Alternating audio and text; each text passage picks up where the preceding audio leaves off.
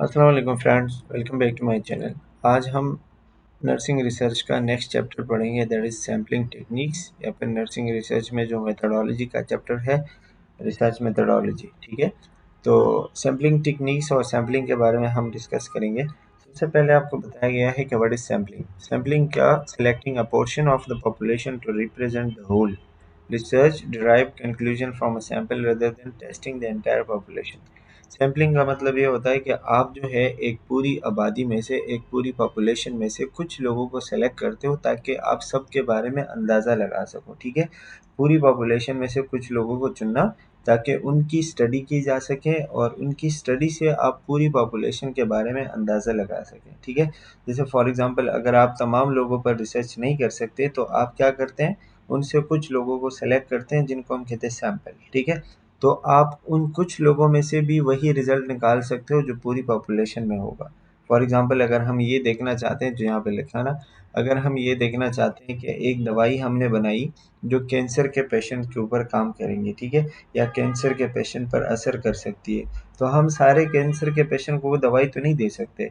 इसलिए हम कुछ पेशेंट्स को, यानी कि जो हमारे कैंसर पेशेंट का एक सैंपल होगा, कुछ पेशेंट को चूज़ करते हैं और उन पर जो है वो दवाई या जो मतलब जो मेडिसिन होगी जो हमने बनाई है वो टेस्ट करते हैं। ठीक है, उनके रिजल्ट से हमें पता चलता है कि भाई ये कैंसर के ऊपर ठीक है या नहीं है, तो इसीलिए हम जो है वो पूरी पॉपुलेशन के बारे में अंदाज़ा लगा सकते हैं। मतलब एक ओवरऑल पॉपुलेशन में से आप जो है कुछ लोग सेलेक्ट करते हैं, उनका जो है वो टेस्ट करते हैं, अंदाज़ा लगाते हैं, और ये आपका सैम्पलिंग होता है। ठीक है, या सैंपल होता है। अच्छा, अब इसका फ़ायदा क्या है कि ये जो है sample allow efficient practical and ethical research. ये आपका जो है जो रिसर्च होगा जल्दी हो जाएगा, टाइम बचेगा, पैसे कम खर्च होंगे, कॉस्ट इफेक्टिव होगा। ठीक है, इसी तरह प्रैक्टिकल होगा, मतलब आप अपना खुद से वो काम करेंगे, और एथिकल भी होगा। एथिकल ये होगा कि ज़्यादा लोगों को आप रिस्क में नहीं डालते। तो इसी तरीके से इस चीज़ को हम कहते हैं सैम्पलिंग। ठीक है, सैम्पलिंग एंड रिसर्च का मतलब क्या हुआ कि quantitative researches aim for statistical validity and generalization, plan sampling in advance who and how many. मतलब ये कि जो क्वांटिटेटिव रिसर्च वाले लोग होते हैं, जो क्वांटिटेटिव मतलब जो नंबर और स्टैटिस्टिक्स पर काम करते हैं, इनका मकसद होता है कि ऐसे सैंपल लेना लेना होता है जो स्टैटिस्टिकली सही हो। मतलब ये कि वो उस नंबर वाइज सही हो, वो पहले से ही तय कर लेते हैं कि भाई कौन लोग और कितने लोग उनकी स्टडी में शामिल होंगे। ठीक है, तो वो जो है क्वांटिटेटिव रिसर्चर इस तरीके से सैंपल लेते हैं। मतलब उनको पता होता है कि मैंने 100 लोगों के ऊपर रिसर्च करनी है। ठीक है, तो वो मैंने कहाँ से लेने हैं, कितने लोग होंगे, किस तरीके से मैं उनके ऊपर रिसर्च करूँगा। ठीक है, ये जो है वो मतलब मकसद इसका ये होता है कि पूरी जो बड़ी पॉपुलेशन होती है उनके बारे में आप एक जनरल फैसला कर लेते हो कि भाई किस तरीके से होगा, वो जो हमने पहले बात की ना।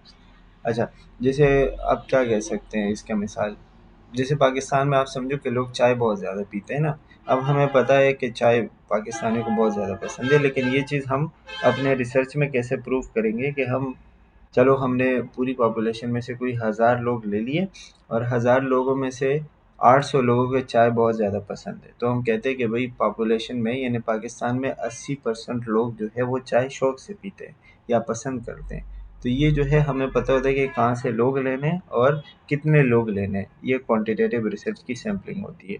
इसी तरह बेसिकली वहाँ पे हम नंबर्स की बात करते हैं ना, जैसे मैंने आपको बताया 1000, 80%, 800, ये सारी चीज़ें। क्वालिटेटिव रिसर्च में क्या करते हैं, सीक डेप्थ एंड मीनिंग। उसमें उनको ज़्यादा गहराई में जाना होता है, किसी चीज़ के एक्सप्रेशंस को, उनके फीलिंग्स को, किसी के एक्सपीरियंस को समझना होता है। ठीक है, make sampling decision during the study based on informational needs. और वो अक्सर स्टडी के दरमियान में जो ही वो मतलब वो करते हैं, डिसीजन लेते हैं कि कहाँ से सैंपल लेना है। ठीक है, मतलब किसी का एक्सपीरियंस या किसी के एक्सपीरियंस को समझना, वो नंबर से आप नहीं निकाल सकते हो। नंबर क्या होगा, वो तो आप बेसिकली उनके साथ जाके इंटरव्यू लोगे। जैसे 10 कैंसर पेशेंट के साथ आपने डिटेल इंटरव्यू किया ताकि उनके इमोशनल जर्नी को समझा जा सके। अगर बाद में उनके साथ आपने कोई नई बात सामने आ गई तो आप उनको भी साथ ले लेते हैं। ठीक है, तो क्वालिटेटिव रिसर्च में ऐसा कोई फिक्स वो नहीं होता, आप वो अपने रिसर्च के दौरान भी चेंज कर सकते हैं या पहले से भी कर सकते हैं। ठीक है, अच्छा, फिर आती है बात पॉपुलेशन की। पॉपुलेशन क्या है? Entire aggregation of a case of interest.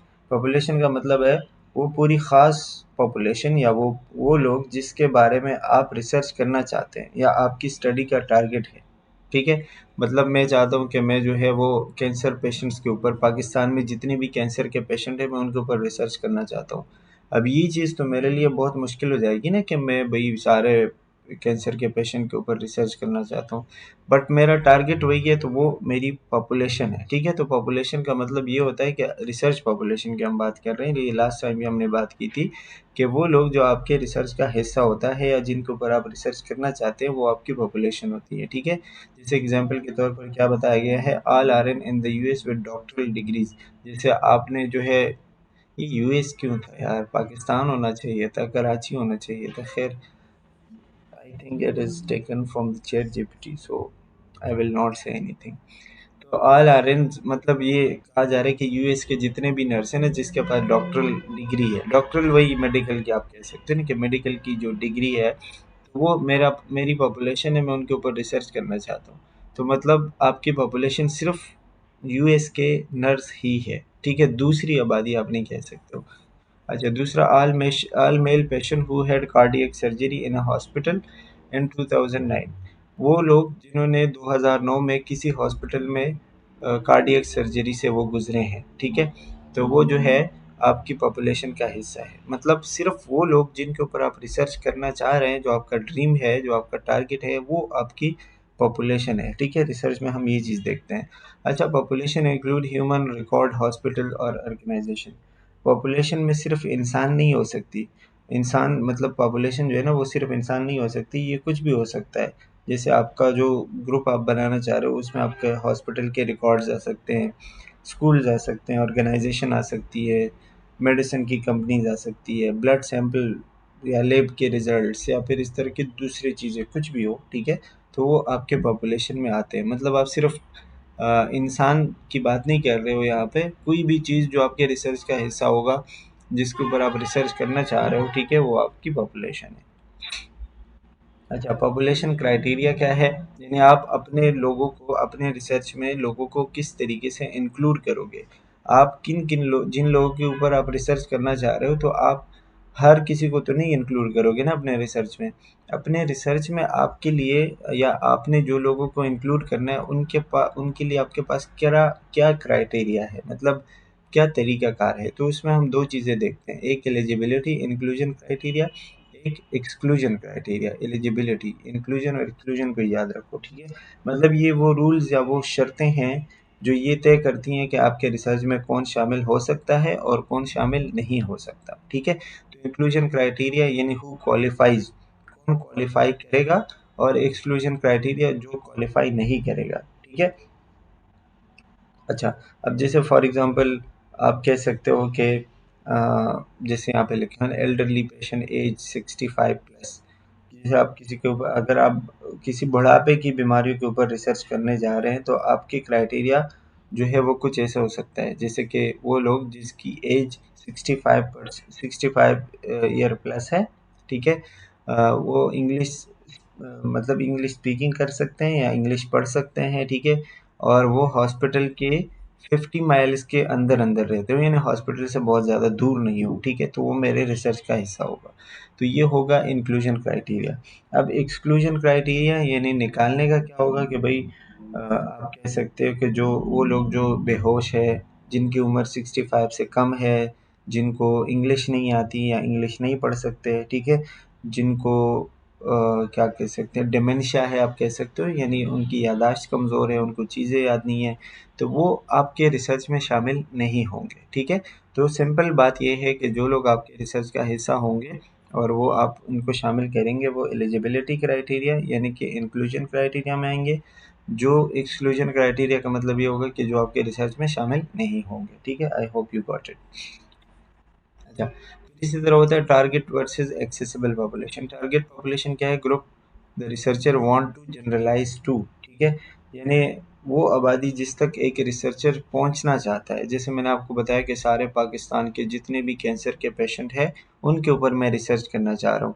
अब ये मेरा यहाँ तक मैं पहुँचना तो चाह रहा हूँ, लेकिन मैं नहीं पहुँच सकता, क्योंकि ये बहुत ही एक इम्पॉसिबल चीज़ हो जाती है, ठीक है। एक्सेसिबल पॉपुलेशन क्या होगा? Portion of target population available for the study. वो लोग जो मुझे अवेलेबल है या जिन तक मैं पहुँच सकता हूँ। जैसे मैं पूरे पाकिस्तान के कैंसर के ऊपर ऊपर रिसर्च करना चाह रहा हूँ, लेकिन मैं पूरे पाकिस्तान तक नहीं पहुँच सकता। मैं सिर्फ अपने शहर में कर सकता हूँ। जैसे मैं सिर्फ कराची में फॉर एग्जांपल कर सकता हूँ। कराची वाला जो वो है वो भी बहुत बड़ा हो जाएगा।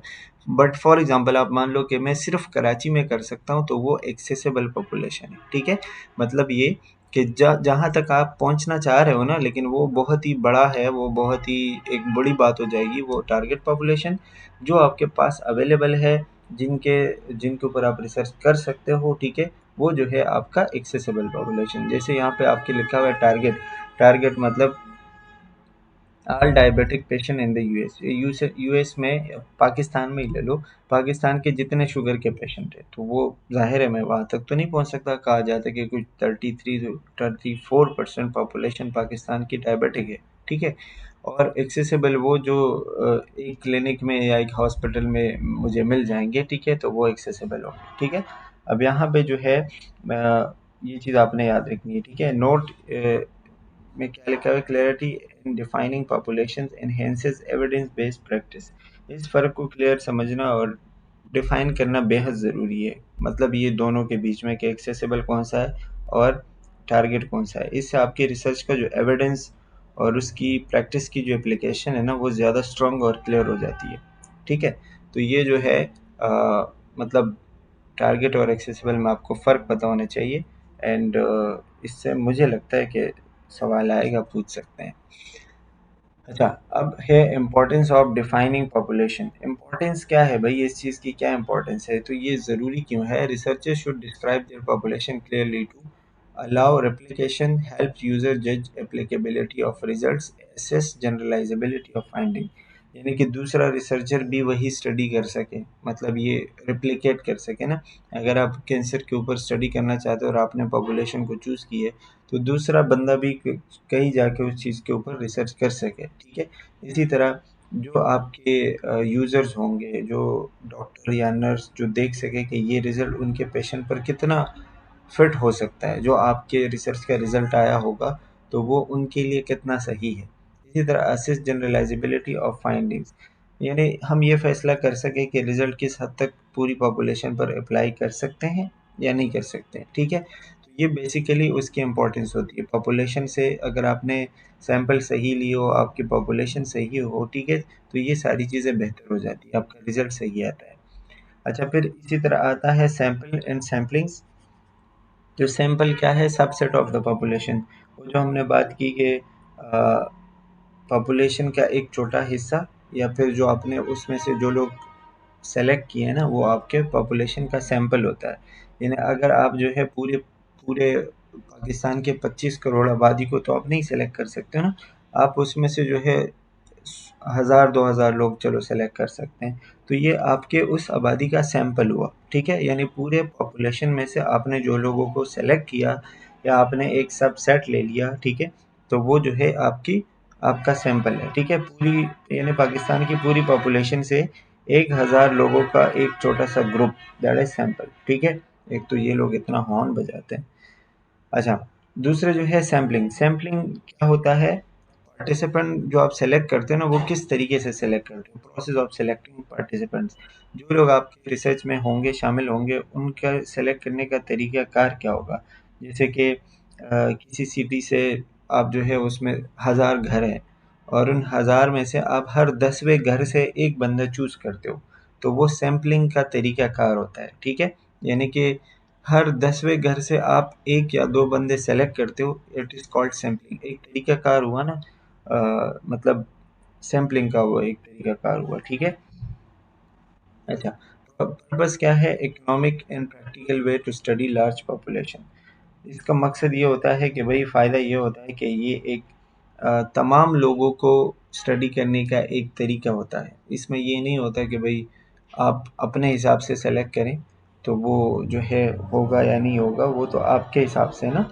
अगर आप एक प्रोसेस वो करोगे, एक तरीके अप्लाई करोगे, ठीक है, और उसमें जो है आपके सारे पेशेंट्स या आपने जो मतलब प्रोसेस अप्लाई किया कि हर 10वां घर, हर दूसरा घर, हर तीसरा घर, तो इसमें से सारे आपके पास लोग आ जाते हैं, एक प्रॉपर तरीका होता है, ठीक है। But can lead to sampling error or bias if not representative. लेकिन इसमें कुछ मसले भी आते हैं, अगर आप सैंपल सही तरीके से नहीं लेंगे, ठीक है, तो वो दो खतरे हो सकते हैं, ठीक है, जैसे कि ये सैम्पलिंग और बायस का बताया हुआ है। सैम्पलिंग का मतलब ये होता है कि असल रिजल्ट में फ़र्क आ जाता है, ठीक है।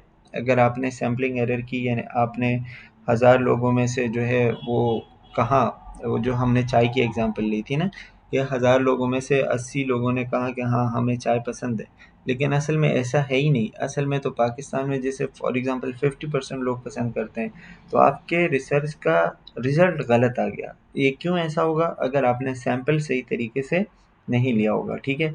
इसी तरह बायास आ सकता है। बायास का मतलब ये कि वो शायद आपने वो लोग सेलेक्ट किए थे जिनको चाय पसंद थी, उन लोगों के बारे में तो आपने बात ही नहीं की, या उन लोगों को सेलेक्ट ही नहीं किया जिनको चाय नहीं पसंद, ठीक है।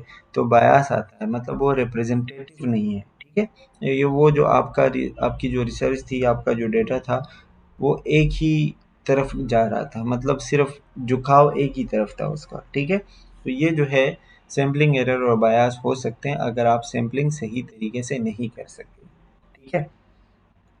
इसी तरह उसमें होता है रिप्रेजेंटेटिवनेस। रिप्रेजेंटेटिवनेस का मतलब क्या होता है? जैसे नॉर्मली रिप्रेजेंटेटिव किसी कुछ आबादी को, कुछ लोगों को रिप्रेजेंट करने वाला जो बंदा होता है ना, जैसे लीडर होता है, जैसे कि घर का बड़ा होता है, रिप्रेजेंट करने वाला जो बात कर सके, यहाँ पे भी वही रिप्रेजेंटेटिवनेस है। Representative sample reflect characteristics of the population, मतलब ऐसा सैंपल जो पूरी पॉपुलेशन की एक पिक्चर दिखा सके। मतलब पूरी आप जो जो पूरी पॉपुलेशन में देखना चाह रहे हो ना, आप उसी एक रिप्रेजेंटेटिव में देखें। जैसे क्लास का सीआर होता है ना, तो क्लास का सीआर उस क्लास का रिप्रेजेंटेटिव होता है। पूरी क्लास की बात वो बंदा जाके करेगा आगे, दैट इज़ रिप्रेजेंटेटिव। यानी आप जो है एक ग्रुप में या फिर 2-3 लोगों में या एक बंदे में आप क्या करते हैं, पूरी पॉपुलेशन का रिफ्लेक्शन देखते हो, ठीक है। तो वो जो है रिप्रेजेंटेटिव होता है। जैसे पाकिस्तान के जो है वो जितने भी मेल है, ठीक है, तो आपने उनमें से कुछ मेल सेलेक्ट किए हैं, तो वो सारे मेल कम्युनिटी के रिप्रेजेंटेटिव है, और जो फीमेल है तो आपने उनमें से कुछ फीमेल सेलेक्ट किए हैं, तो वो फीमेल्स के रिप्रेजेंटेटिव है, ठीक है। अच्छा, hard to guarantee representativeness, error always possible.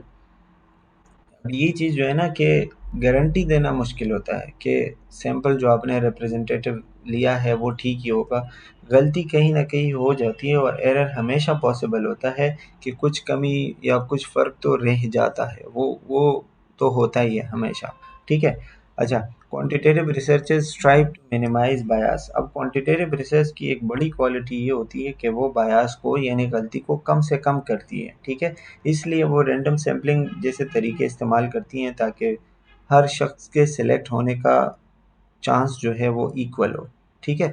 तो इसी तरीके से क्वांटिटेटिव रिसर्च में बायस कम होता है, क्वालिटेटिव में थोड़ा सा ज़्यादा होता है, ठीक है। तो ये रिप्रेजेंटेटिव और रिप्रेजेंटेटिवनेस के बारे में आई होप सो कि आपको पता चल गया होगा। अच्छा, सैम्पलिंग बायस क्या होता है? Systematic over under representation of some group in the sample. वही कि आपने सैम्पलिंग सही तरीके से नहीं की ना, आपने जो है वो या तो सिस्टमेटिक गलती की, या किसी चीज़ को ओवर सेलेक्ट किया। ओवर सेलेक्ट यानी कि ज़्यादा ले लिया, किसी को अंडर रिप्रेजेंट किया यानी कम ले लिया, ठीक है। और some group in the sample, जैसे आप पाकिस्तान में मेल और फीमेल का रेशो मालूम करना चाह रहे हैं, या फिर आप मेल और फीमेल के ऊपर कोई रिसर्च करना चाह रहे हैं, ठीक है। लेकिन आपने गलती क्या की, ये आपने इक्वल लेना था, यानी 50 मेल 50 फीमेल्स लेनी थी, लेकिन आपने क्या किया कि 60 मेल ले लिए और 50 फीमेल ले लिए। तो इसमें क्या हुआ, आपने सैम्पलिंग बायस कर लिया, आपने ओवर मेल को ओवर रिप्रेजेंट किया, यानी मेल को ज़्यादा लिया, ठीक है। तो और फीमेल को कम लिया, तो अंडर रिप्रेजेंटेशन, ठीक है। जब आपके सैंपल में कोई एक ख़ास ग्रुप, जैसे फॉर एग्ज़ाम्पल मेल, या फिर शहर के लोग, या फिर कोई ख़ास लोग, ठीक है, वो ज़्यादा आ जाएँ या दूसरे जो है कम आ जाएँ, ठीक है, इसको हम कहते हैं ओवर या अंडर रिप्रेजेंटेशन, ठीक है, सैम्पलिंग बायस। ये सिस्टमेटिक गलती होती है, मतलब ये कोइंसिडेंस नहीं होता, ऐसा नहीं होता कि बस हो गया। ये आप करते हैं या आपसे हो जाता है, सैंपल लेने के तरीके में कोई मसला होता है, ठीक है। अच्छा, अब इसमें जो है वो क्यों हो जाता है, इसके मतलब इसके पीछे रीज़न क्या है कि होमोजेनिसिटी या होमोजेनिटी ऑफ पॉपुलेशन। पॉपुलेशन की आप इसको यूनिफ़ॉर्मिटी भी कह सकते हो। अगर पूरी पॉपुलेशन बिल्कुल एक जैसी है, तो बायस का ख़तरा कम होता है। मतलब अगर सारे मेल ही है, तो उसमें से आप कोई भी ले सकते हैं, ठीक है? अगर अलग-अलग लोग हैं और आपने किसी एक किस्म के लोग ज़्यादा ले लिए, तो बायस हो जाएगा, ठीक है? जैसे वही मैंने आपको बताया ना कि मेल और फीमेल दोनों लेने हैं, लेकिन आपने उसमें से मेल ज़्यादा ले लिए, तो वही ना बायस होगा। लेकिन अगर दोनों सारे मेल ही है, तो उसमें से तो आप ले सकते हो। जैसे कि यहाँ पे एग्जांपल में आपको क्या बताया है, if only morning shift nurses are sample, night shift views are missed, ठीक है? अगर आप किसी हॉस्पिटल में सिर्फ मॉर्निंग शिफ्ट के नर्सेज का सर्वे लेते हैं, तो आप नाइट शिफ्ट और इवनिंग शिफ्ट के नर्सेज का जो प्रॉब्लम है, जो एक्सपीरियंस है, उनसे तो आप महरूम हो जाएंगे ना। महरूम क्या मतलब, आप नहीं देख पाएंगे, ठीक है? तो इस तरह आपका रिजल्ट सिर्फ पूरे नर्सिंग स्टाफ का नकल नहीं है, मतलब उसकी कॉपी नहीं है, बल्कि वो सिर्फ और सिर्फ ऐसा है कि वो आप एक तरह के या एक ही शिफ्ट के नर्सेज की बातें कर रहे हैं, तो ये रिप्रेजेंटेटिव भी नहीं होता और ये बेसिकली सैम्पलिंग बायस होता है, ठीक है? जिस तरह आपको होमोजेनिसिटी या होमोजेनिटी और हेट्रोजेनिटी क्या बताया गया, वो तो मैंने आपको पहले बता दिया। Homogeneity member are similar, less sampling error.